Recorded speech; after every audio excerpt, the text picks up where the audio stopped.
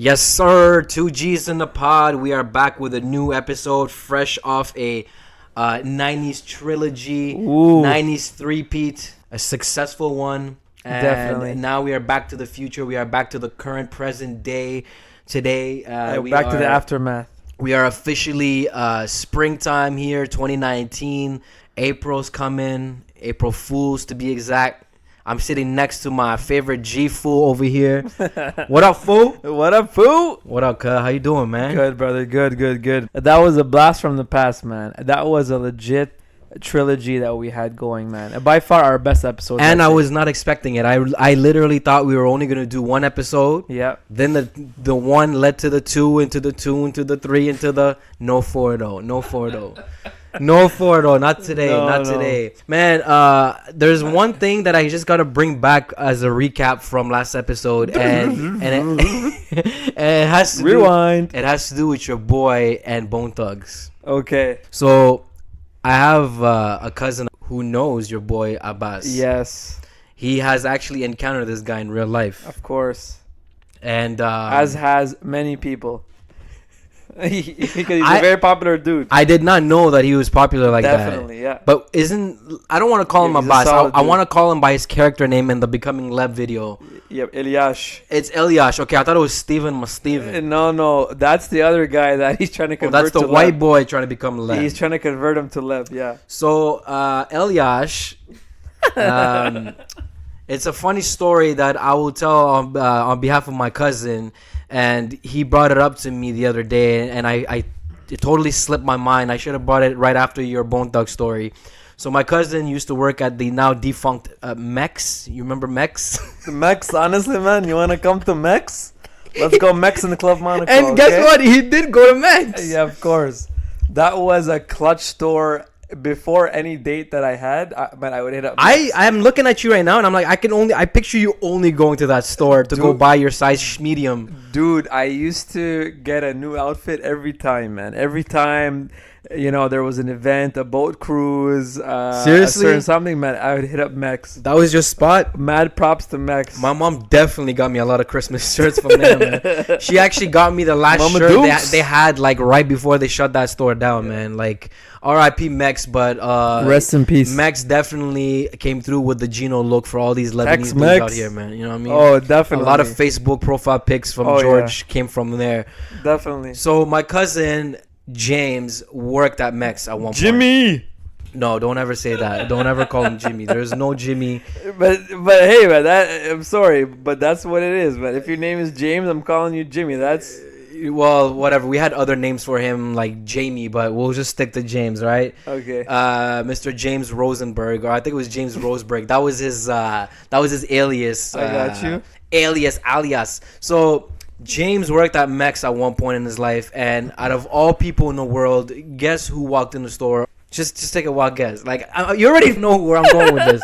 Your boy Eliash walked into the store. Of course he did. So he goes to my cousin, right? And of course, my cousin greets him to the store. Hey, welcome and everything. By the way, man, is your cousin, man, is he tall and slim, this guy? Nah. No? Whoa. Now I feel like I'm taking shots because he's going to think that I'm calling him fat. He's nowhere near fat. Because I used to buy all of my stuff from, like, a Lebanese guy there, but I can't remember his name. No James, no Jimmy. I can't remember Maybe his it name. was Jimmy, but it was another Jimmy. I can't remember. Jimmy Crack Corn or something like that, but not... Jimmy Nah. Sayeli, man. Yes, I ill. Nah, Ibrahim. so James was greeting him, and then, of course, the first question the dude asked my cousin, he goes... Can I have the shirt in green? Yo, so my cousin is the king of impersonations, right? Okay. You are the king of impersonating Lebs and specifically Eliash. But the way James impersonated this guy, No. he did it to the core. Me, to the I'm the T. king of impersonating cultures, like ethnicities.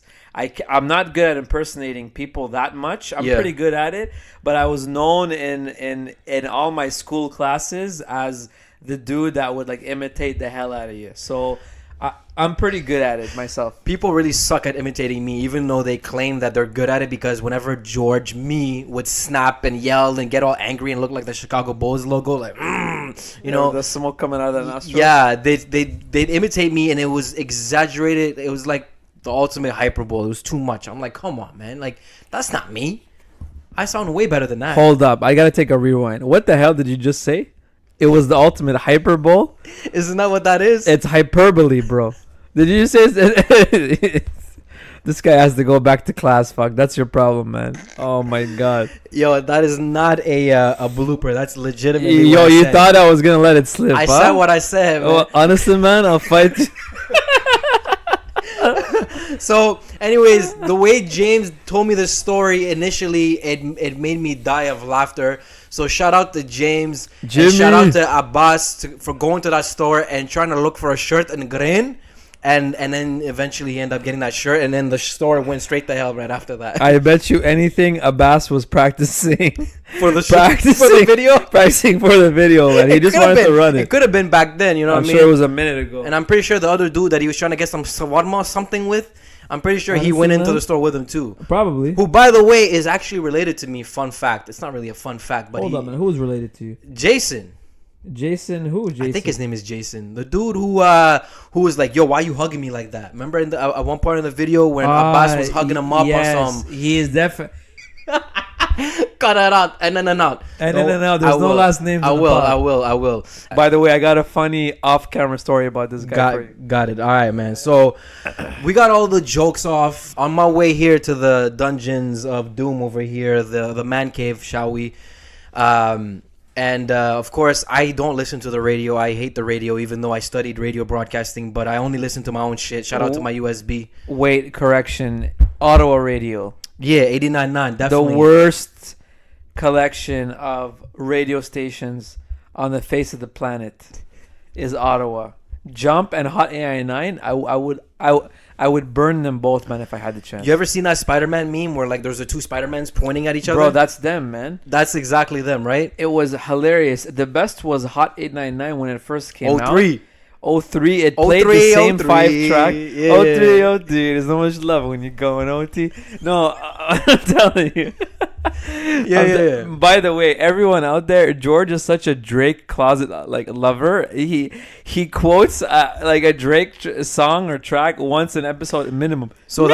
Anyways, 03 was actually a great time for that station because they played the same 5 tracks. It was terrible, and then they actually had a contest where if you would guess the next song, I think there was a prize of $100 or like $500 or $1,000, but it was so easy to win because the answer was always Eminem Superman. Wait, out of all the Eminem, oh my god, they played that song Superman. Out of all the mainstream songs, that's the one they had to go with. Oh my god. They played that and 4 other tracks, and I still remember I was in auto class and I'm pulling my hair out because the class was an hour and a half long, and I heard Eminem Superman 3 times, man.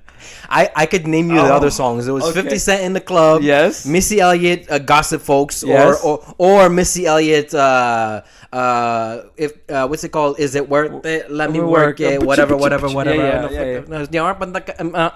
You know what I mean? Spitfire. So that was definitely one of the songs that was on rotation. And then, of course, we had, last but not least, they had to, for Canadian content purposes only, Sean Desmond, Shook. That shit was on freaking fire throughout a good 6 months nonstop from that year, man. From the very beginning of the launch date, I think it was like February 03, all the way till the end of the year. It was nonstop, man. I'm telling you. But I loved it because... I think some of the facts that you said were definitely not factual because the whole $500, I don't recall that. I just recall the 10,000 hours in a row of nonstop music. That's all it was. No, bro. They had a contest that if you actually pay attention to like the radio station for long enough period of time, yeah, they would try to get you to predict the next song. Anyone out there that is also aware of this contest, please, you gotta help me prove this man's wrong here. I'm telling you. But like they definitely got me because that's all I listened to. Plus back then I didn't have no CD players and all that, and I didn't have a driver license yet. So it was all about Napster back in those days. Yo, we have to touch. I come from those that. nappy roots, bro. The nappy roots and the the lime wires and all that. But like today we're focusing on something. But going back to what I was saying, so on my way here, I'm bumping the legendary Ghetto Boy. Shout out to Scarface and Bushwick Bill, the little midget with the the one eye. bro. They Okay, that was an inappropriate description very of the poor rapper. Okay, unnecessary comment. I know, I get it. unnecessary description, bro. But I just gotta tell them who's who. You know what I mean? Because they probably won't recognize this. So guys, I just want to reiterate. He said a one-eyed midget. Of all the words he could have said, this man's. Yo, listen, man. Yo, Honestly, man, listen, okay? the song in question here that was on my way was "Mind Playing Tricks on Me." Yes. And I'm listening to this song and I'm thinking about how this song dates back to almost 30 years ago. And 30 years ago, what were like rappers really talking about back then? It was a lot of violence. NWA was like the biggest factor in the rap game, and they really were focusing a lot. The focal point in rap was violence, the money, the drugs, all the cliche stuff that we all know about today, right? And then you have a song called "Mind Playing Tricks on Me," which focuses on what, George?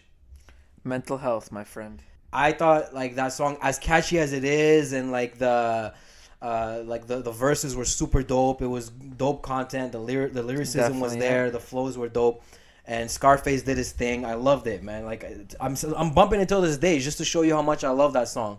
And then the message behind it just got me thinking about how big mental health has always been. We struggle a lot with this stuff till this very day, right? And we kind of briefly talked about it on past episodes, but I want today's episode to focus a little bit more on that and just talk about any experiences that we've dealt with these type of forms of mental illness and whatnot. So definitely tell me. Go ahead, man. Take the mic.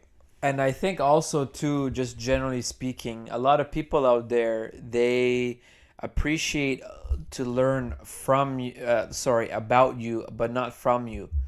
And I think if we just talk about ourselves a bit, and like a day-to-day struggle and battles that we or loved ones around us have with this heavy topic of mental health, I think it'll go a long way.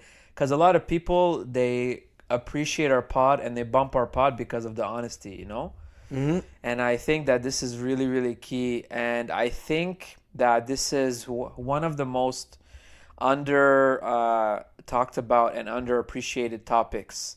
Everyone puts such a huge emphasis on like physical health, butt implants, fake breasts, abs, like a big chest, big arms. Oh man, I can squat this much, I can do this much. People spend so much time caring about the outside. But the problem is, if the inside is not right, no matter how hard you try outside, it's not going to work. Even if you look perfect, you are still going to feel and think of yourself as imperfect.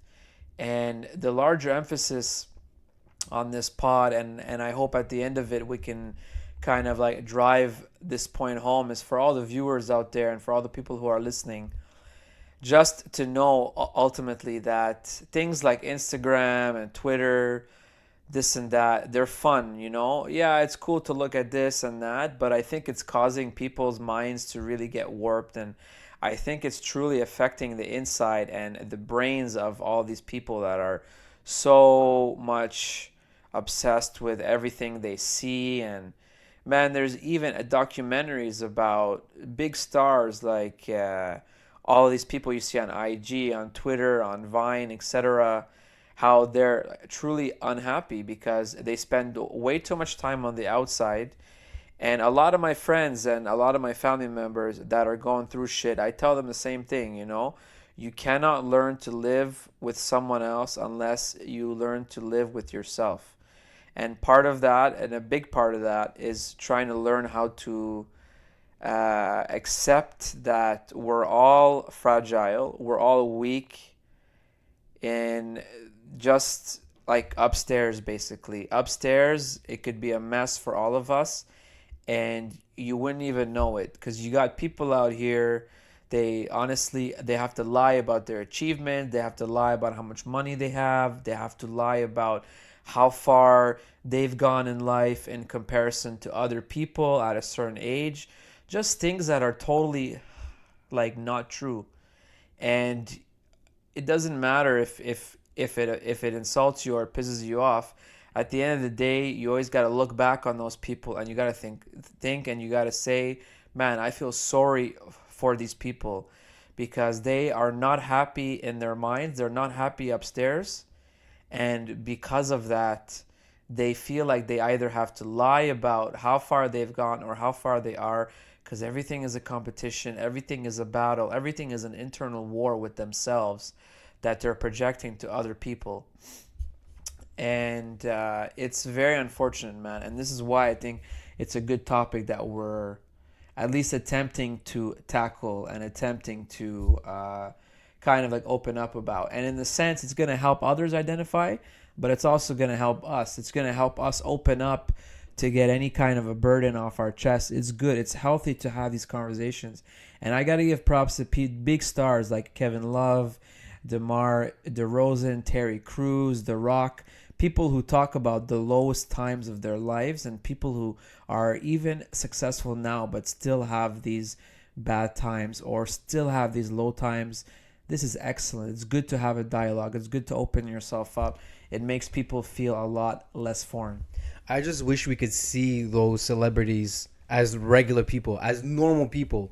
Those celebrities were normal people at one point in their lives before the cameras and the spotlights and the, you know, all of that stuff was all up in our faces on the Instagrams and on the social media platforms.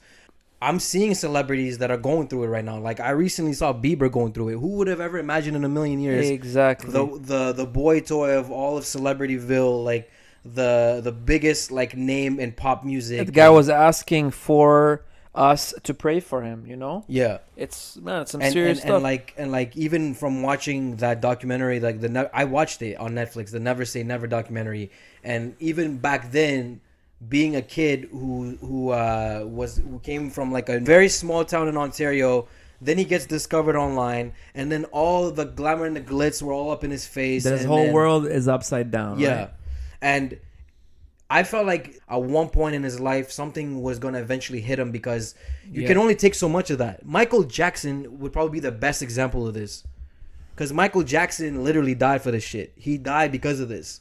Michael Jackson. A lot of people died. A lot of people died because no matter how much outside or how much in the physical sense is good for them, they're not happy upstairs, man. I can fire you off names, man. You got the comedians like Robin Williams. You got actors, you know, like Heath Ledger. You got athletes like all of these like ex-WWE fighters and wrestlers. They all were damaged upstairs, you know? Oh, 100. It's huge, man. It's huge. And like, you know, talking about the music again, one example that comes to mind right now, and God rest his soul, man, Mac Miller.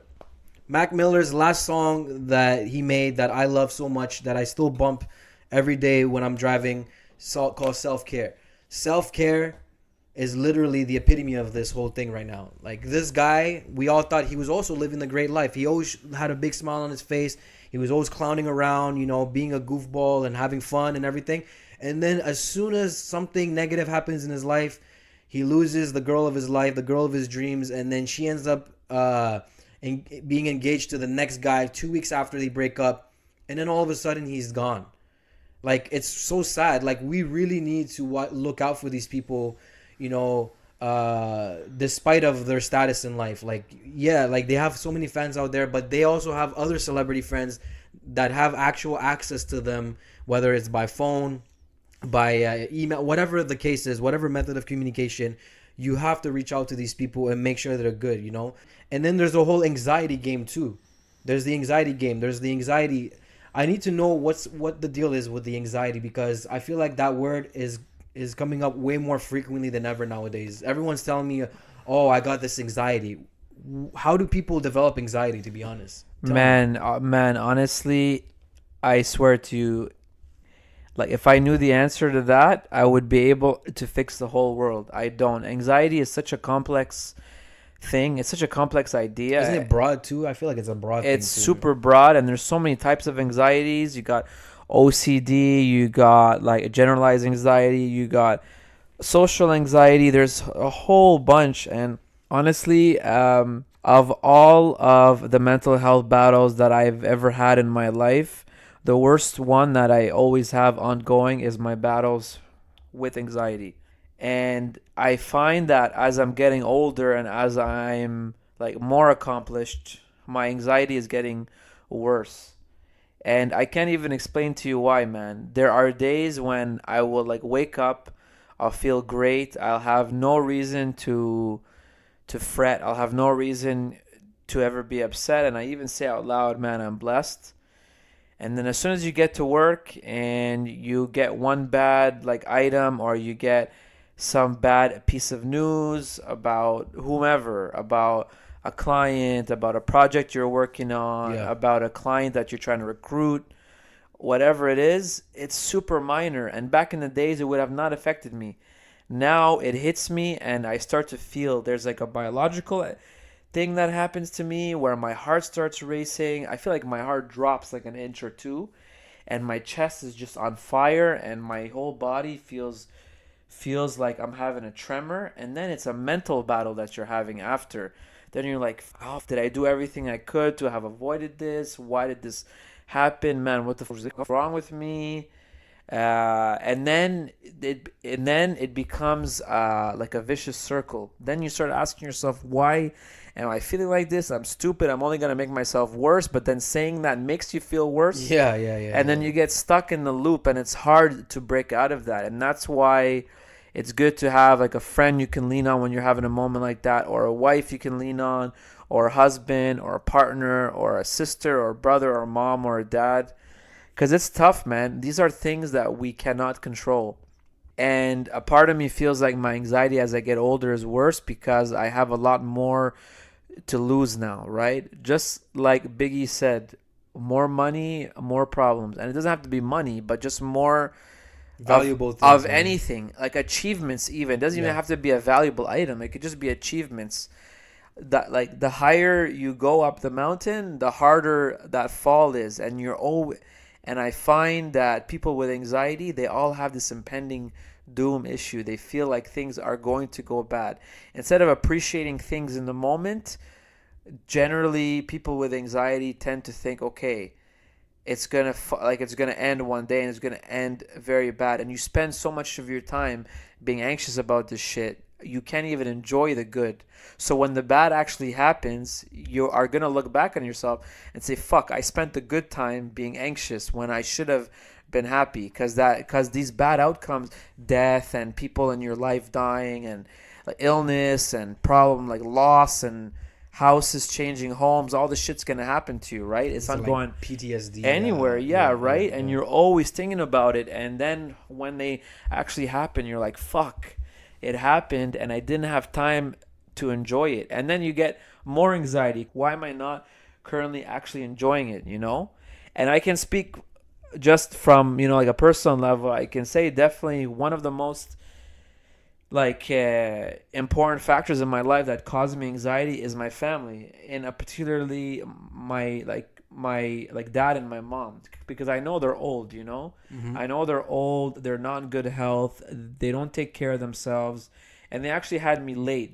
So I was not as blessed as my siblings to be able to enjoy them at a younger age. My parents had me when they were in their 40s, so that's pretty late. And now like I'm turning 31, so for everyone out there, man, that means I have two parents that are in at the 70s range, and that's not good, especially when you have one who's been a smoker for almost her entire life, and then you have a dad with his own issues of like gambling, and he doesn't sleep well, and all this shit going on. And all of these things just play in your mind, and you're always thinking, okay, what's gonna happen if I don't answer this phone call from them? Is it gonna be my last phone call that I get from them? And there's these things that hit home, and it's all part of the anxiety cycle, man. And if you talk about it, it will help you break it. And this is the purpose of our pod today, is to help each other get these things off of our chest, but also encourage all of you to go call, like a homie or like a best friend and say, hey,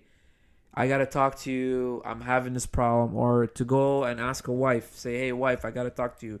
Hey, husband, I got to talk to you. Hey, brother, sister, whomever, it doesn't matter. You have to talk about these things because that's the only way to actually get it off your chest.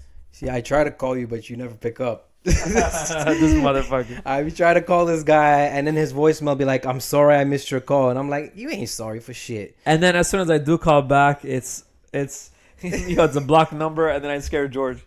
He scares me out because I learned the hard way. Don't pick up the block numbers because it ends up being that one person that you don't want to talk to. You know what I mean? So Definitely. But I'm glad that you're able to open up about these things, and I do agree with you that we need to open up about these things because keeping it bottled in will not help the situation at all. I'll be the first guy to admit that negative thoughts, being a pessimist, and thinking of the things that I shouldn't be thinking about is a reoccurring thing with me.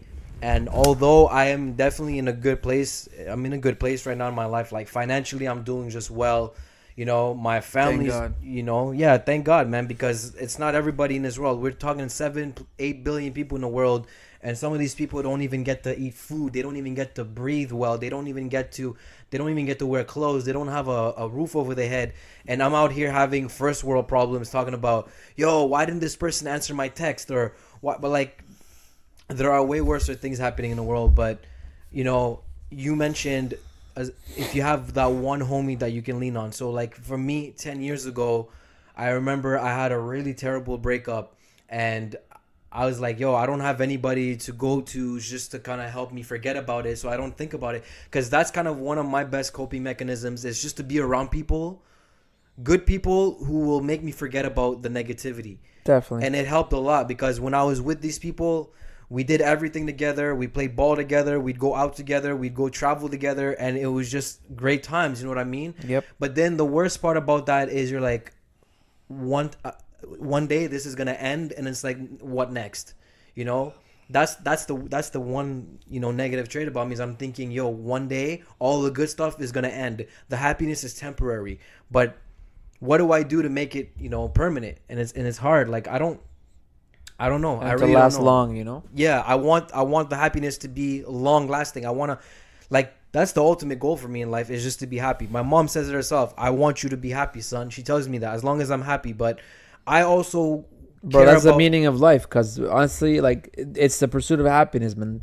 That's the meaning of life. Yeah, and we just, I don't know, man. I feel like you go, whether it's in real life, you go on social media. I think there's like two different worlds out there. Like the social media world, it seems like everybody's depressed on there. Everybody's either depressed or everybody's making memes. And I feel like those memes is to mask the sadness so that people can laugh about it and they're not going to think about the struggles they're dealing with on a day-to-day basis. I also have my moments where I wake up first thing in the morning and I'm like, oh man, routine. But then you go to work and then you eventually stumble on something that changes that routine. You're like, oh, okay, this is cool. Yep. I don't have to think about the routine. And you, on top of that, you want to make sure that you're also surrounded by a good environment at work too. That sucks, It sucks. So then, on the topic of mental health, what would you say, George, is like the main battle that you have, like just in terms of your own health mentally? You've said this before in a joking manner, but it really is true. The OCD thing, it's a factual thing with me, man. Because definitely, I want things to be a certain way, and if it's not a certain way, then it bugs you. It bugs me. Like it burns a hole. Yeah, it burns. Yeah, it burns a hole in your chest. And I get obsessive about it, and then it's like I do whatever it takes for it to be a certain way, and then if I don't get in my way, then eventually I just give up, and then I just become a lazy, like person that is like unmotivated, super unmotivated. I lose motivation so fast, and then, but when I do have the motivation, like when I want to do this podcast, every single week I'm always looking forward to pulling up in the man cave so that we can record and talk our shit. Yeah, it's a form of therapy, man. Yeah, it is. It is. It is. We might have to rename this the therapy, man. Definitely. So it's a common problem also too. I tend to also have a lot of tendencies that are very much like OCD, and that's how I can relate to you. And in fact, OCD is a form of anxiety. Anxiety has many faces and a lot of subcategories, and OCD is definitely in there. And the whole thing with OCD is that it's super complicated because it's hard to pinpoint a single event or a catastrophe that happened when things weren't your way that cause you to actually be like that, you know? Just from my conversations with people who have obsessive compulsive disorder, OCD, there's always a different cause. Either they're like the youngest kid in a family and they did not get their way ever. So as a result, they now as adults try to go out of their way to like get their way. There's other people that were the oldest kid, but they were ignored all the time by their parents. There's other things where people were like bullied like crazy at school, right? And there's so many like different origins, you know? And it's tough because in life, generally, the happiest people are those who don't try to force things to actually be their way. You know what I'm saying? Mm-hmm. It's people who take punches as they come, take the existence they have and take the life they have for what it is and accept it, and that's fine with them. If it's up or down, it doesn't matter. They end up having to actually roll with it, you know? And a lot of people, they can't experience that, or their body or their mind does not allow them to. Your expertise on this is definitely, better than mine. Like, you study this stuff and you've dealt with people who struggle with these things. Me, like, I know I can better myself. I know the thing with me is that you said something really pivotal earlier. You said, how can you live with someone else if you can't live with yourself? Well, I'm literally going through that myself. And I've said this to many people, the people close to me who know this about me. They just know deep down, like, yo, George, literally, because he's so picky and he's so like obsessive about certain things, if he doesn't have things his way, he's gonna snap and he's gonna go crazy and he's just gonna get mad. And that's the reason why I currently live alone, and I don't think I'll ever live with anyone unless it ends up being my significant other, my girlfriend, my wife. And of course, with that being said, you're gonna think, oh, George has to have someone. He's gonna be so picky that even his wife needs to be a certain way to his standards, and if she's not, then he's gonna kick her out like Pam. But I'm not, because in life, like, you just gotta deal with certain things, and that's my mom's main thing. She tells me is, you just gotta deal with certain things. Not everything is perfect, you know. And then another family member of mine has told me this. This is one good thing that I love about family members is they always spit some really good game with me, just the same way you do. And that's why I appreciate the people around me. We take people for granted. I don't want to take anybody for granted, because I always remember the things that people tell me, especially if it's something that is very useful information that's very important, and it makes you open your mind a little bit more and don't be so closed-minded. And this person told me, God made everybody to be a certain way. You can't change someone. You cannot. Like, you can help them to better themselves, especially if they're asking for your help. But in the long run, deep down inside, only that person themselves can change themselves. You can only change you. I can only change me. Your wife can only change her. Your parents can only, like, everybody that close to us, everybody in this world, God made you the way you are, and only you can make that true effort to change yourself if need be. And honestly, man, that is an amazing point. It sounds very obvious, but a lot of the times we're always trying to search for an answer when in fact the simplest, most obvious ones are there on paper, Mm-hmm. And expanding on this whole idea of like OCD, and you try to fight for things to be your way or a certain way, that is definitely a battle that I have every single day, man, because a part of me is like a justice warrior, man. Okay. And I'm always and I think this is why I have kind of like a superhero complex. I always want the good guy to win in the end. I always want people to do things the right way. I want people to act the right way. And a lot of people will say, well, that's your interpretation of like a right way. And honestly, it's not. There's good and bad. Me personally, everyone that I meet, whether it's a brother, a sister, a brother-in-law, a sister-in-law, uncle, aunt, father-in-law, father, mother, brother, whoever it is, man, I do the same thing. I try to help them 110%. I back them up. I'm always there. I'm trying to encourage them. I'm always trying to love people, and I'm always trying to do the right thing, Mm-hmm. because I didn't have that. I had to fend almost for myself entirely. Everything that I have is organic. It's man-made. It was earned, not given. And it was hard, and it took a lot out of me. It definitely took like a lot of years off, like at the end of my life. That's for damn sure. Mm-hmm. And if I could help a person try to save energy and upset, and like try to avoid being upset and avoid disappointment by helping them, by giving them wisdom, I do it. And there's a lot of people that are very appreciative of that, and there's other people who are not. And I feel sorry for anyone who's not, because they take like the totally like wrong angle on stuff, and they think that you are trying to hold them down, and then they get jealous of you if you achieve something, and that's not right, man. And that's not right at all.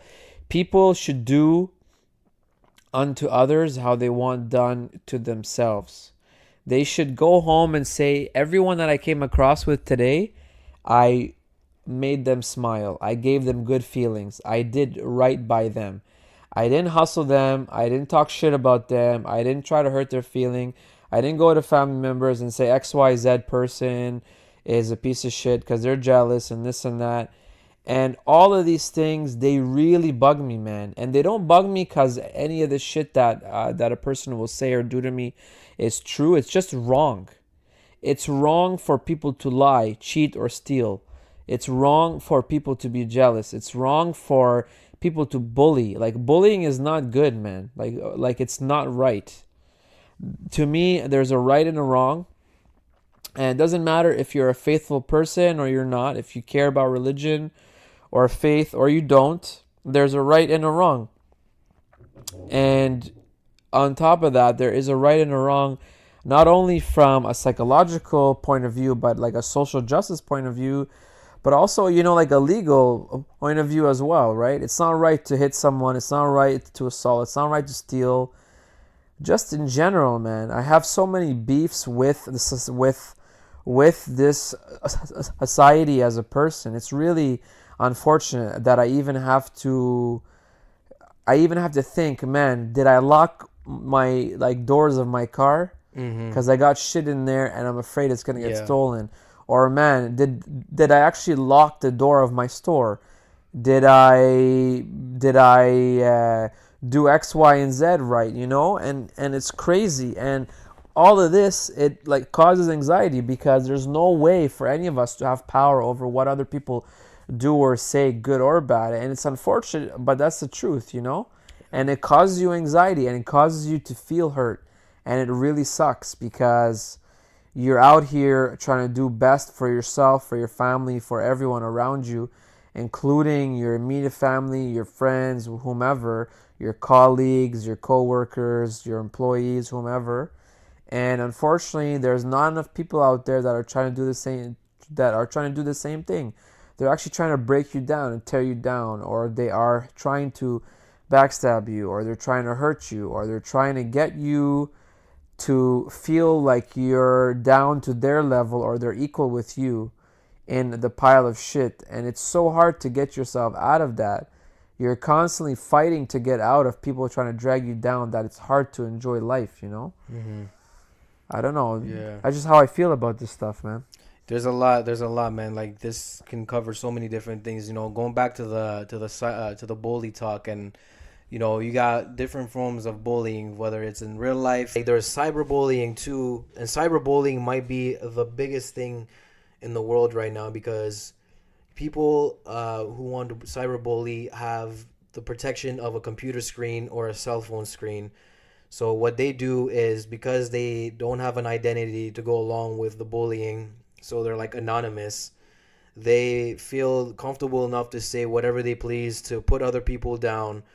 And I've seen it happen, and it's sad to even say that there's some people who have even ended their life because they were victims of cyberbullying.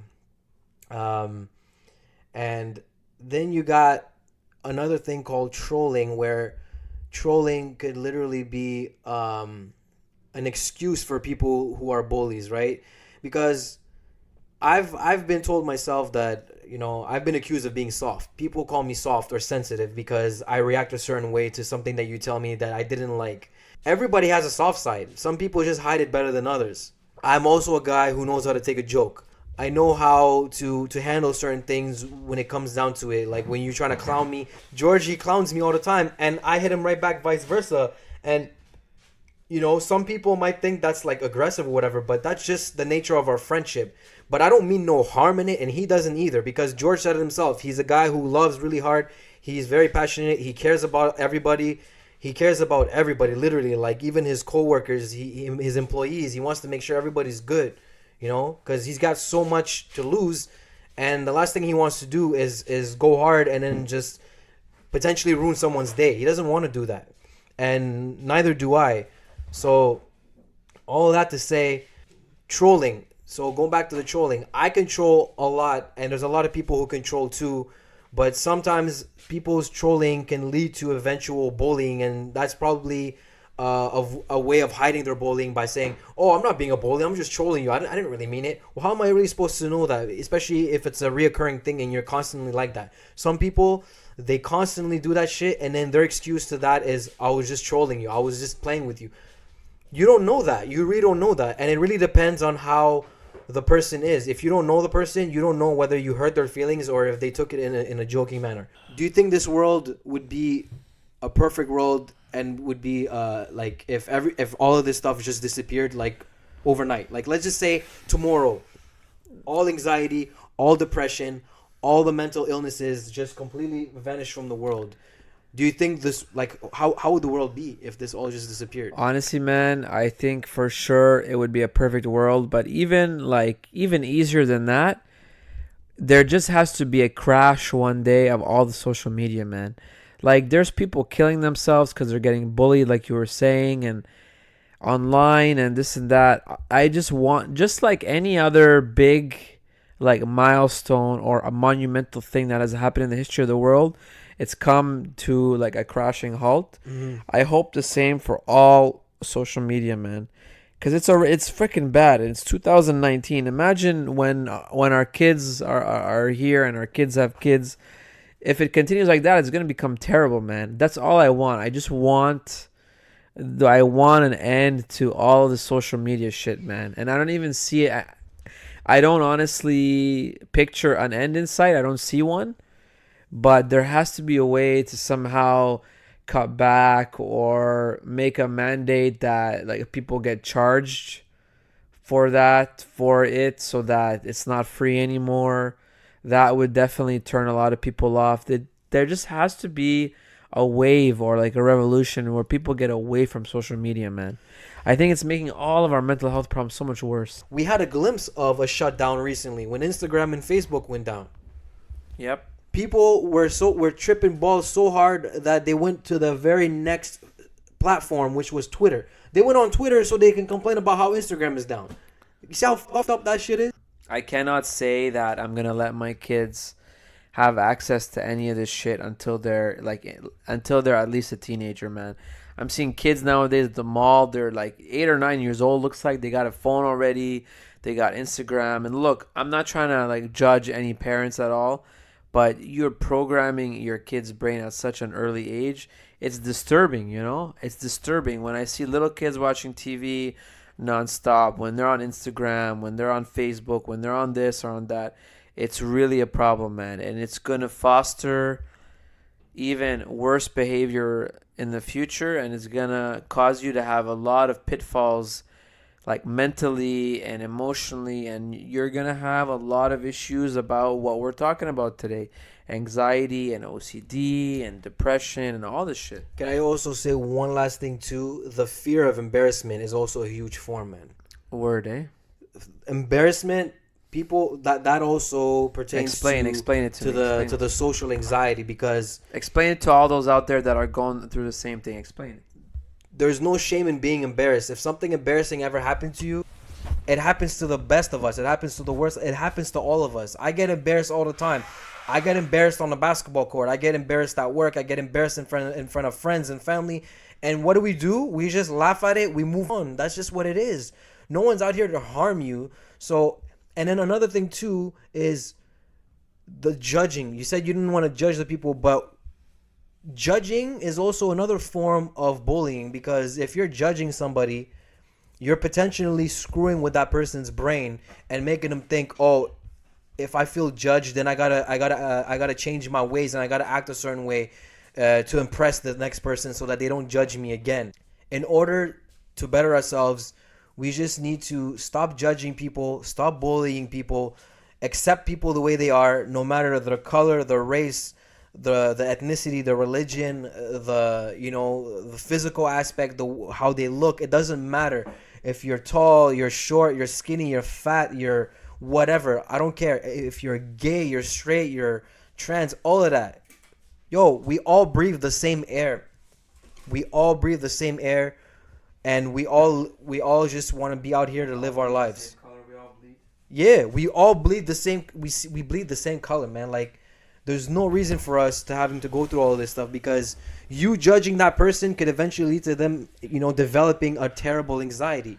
So, and then that's for the real life stuff. And then the social media aspect of things, yeah, I feel like life would definitely be good without the use of that, because without that, if that's what you need for validation, you don't need that. You don't need the validation. You don't need the quote-unquote clout. We didn't need clout back in the 80s, the 70s, and the 90s. We didn't need that stuff back then. We enjoyed life. Even in like the 2000s, bro. All this shit, it took a turn for the worse. Like 2010, 11, man. It was really bad. Yeah, the social media era, Facebook definitely was like the beginning of the end, man. I'm telling you. And eventually, I'm hoping that eventually it's going to die down the way MySpace and MSN and all these other old platforms we used to use back then, the same way P2Ps died. I want all that shit to die, man. I really want it to die, not because I think they're trash. I just think that it's ruining the society. Every time I drive by and I see pedestrians walking on the sidewalks, wherever it is that you're going, anywhere I go in public, there's not a single soul who's walking with their head up. Everybody's walking like this. Their fucking head down is tilted, in their phone. And you know what that's going to lead? That's going to make more money for the chiropractors or the neck practors. Definitely. Because you're going to have a fucking sore neck and you're going to go get that treated. And honestly, man, even if you go to a restaurant or a food court, George, check out how many people are on their phone. They don't even give a shit enough to have a conversation with the person in front of them because they're too busy on their phone. And you know what? I personally know that has been a problem of mine as well. I get caught up. I don't get caught up with Instagram and all this bullshit. I get caught up with work, man. I'm sitting there at a beautiful dinner with my beautiful wife and my amazing son, and I'm just on my phone. I'm stuck. I'm answering emails. I'm doing all this bullshit, and then I just gotta say, fuck it, man. Exactly. I upset my wife. I upset my kid. I'm not showing them attention. This might be a huge reach, but you don't want to end up being like Walter White, man. You don't want to. No, man. In a sense that you don't want to deceive your family because your the lack of attention. I'm telling you, you don't want that to happen. Like that is your beautiful wife, your beautiful son. By the way, this is evidence, y'all, that George has been ganging up on all the Breaking Bad episodes. He's been killing BB lately. Heavy, bro. Heavy. And I can do a whole episode on that. Because your ass just worked in a show that, or an example that has a very, very tiny thing to do with anything that we're talking about, just because of your love for that. Yeah, I tried to factor it in there. But listen, when you went to school to study this major that you had, whatever it is you end up studying, and did you know at the very beginning that you knew what you were getting yourself into, that you knew that years later that you would be in this position where your work is getting like the worst of you outside of the work hours and you're constantly reading emails and replying to email? Did you know you were getting in? Like, never, man. You never knew that you were gonna get into that? Never. And so you didn't see that coming, basically. No, man. And so that's why it's slapping you really hard right now. And a part of why I picked this career over others in the same field is because I said, man, it's nice. I can exit the store. I take off the white jacket. Man, I close the store and then boom, that's it. I'm done. I'm not that occupation. Yeah, daytime this, and then nighttime is like daddy. It's just George, exactly, right? George, and that was one of the most appealing things about this field. But I'm allowing it to bleed in, and it's causing me anxiety because it's causing me to fight with my wife and my kid or other people that I go to dinner with, like my friends and all this shit. You're just like, man, what the fuck is all this for anyways, man? As a brother, man, I want to tell you, if it's even possible, maybe you can go and have this conversation with the coworkers. Is that too much of a reach to maybe talk to them? No, man. No, it's Because it's A1, man. You just gotta tell them, listen, I'm off. And honestly, me, I always pride myself on like accessibility. I'm always there. If I don't answer you back, I'll call you. I'll text you back. I'm always trying to be there, answering emails quickly. But yeah, it's draining, man, and it takes a lot out of you, and it makes the people that you actually care about feel a lot less worthy, and that's no fun either, George. it definitely isn't, man. And I feel like we should probably wrap this up right now, just because the homie George had other engagements that he had to deal with, and I apologize for. It was a good therapy session, bro. It definitely was. So honestly, man, this episode we gotta call it, bro. We gotta call it therapy session because it's good to get the shit off your chest. Yeah. And to be honest, this is proof where there's always a therapeutic thing you get from talking about your problems. And keeping them pent up, trying to hide, or trying to give off a false sense of confidence, or to post pictures of you wearing expensive jewelry or gear when you go home to your apartment and you're sad and you're not happy. It's all bullshit, man. Don't let yourself get to that place. Talk to someone. Do a podcast even. Every time we do a podcast, it's like therapy for us, man. We get shit off our chest, right? Yeah, I definitely feel that, just because George is in another world outside of this. George is so busy and preoccupied with life, work, family, kid, wife, friends, and just so many different things, right? And so am I. But the moment we exit those modes and come into podcast mode, I feel super comfortable. It's a wrap. It's amazing. I feel great. I feel like I'm in my own place in this dungeon right down here, man. Yes, seriously. sir. Yes, sir. And that's your spot right there, bro. And I'm appreciative, to allow me to come in here. We could have done this anywhere else, but you letting, us doing this here in the comfort of your own home, bro, like, I can't ask for, any better than that. So, amen. On that note, man, if you do have any last, any final words or any shout out, I want to give a shout out. We talk about the real life things, but celebrities have the real life stuff going on too, man. Like the ones you mentioned who've dealt with these things in their lives, and who have died from it, and who have died. Like, rest in peace, Robin Williams. Rest in peace, Malcolm Miller. That's Mac Miller, for those who don't know his real name. Rest in peace to you guys. You guys were definitely gone too soon. And I know Robin Williams used comedy as a therapy for his own battles that he struggled with in the past. It's very sad because he made the greatest movies of my childhood that I mentioned on the 90s episodes that we did here. And, it's sad that you're gone, because I would have loved to see you, make more classics for us, for our enjoyment, for our entertainment. Yeah, and it's a warning, man. It can happen to any warning, and it can happen to any of y'all. To any of us, exactly. It doesn't matter of their status, man. Do not spend all your time trying to make other people laugh and other people happy and smile. It's good to do that, but you gotta also take time for yourself as well, and that's so important, man. And this is a life lesson for all of y'all. Talk to people, get the help you need. Vent, do whatever it is you got to do so that you can run a clean mind and a clean life, free of wrong and free of bad and free of negativity. And just be positive, man. Be positive, be happy. And the only way you can live a positive life is if your mind is positive, man.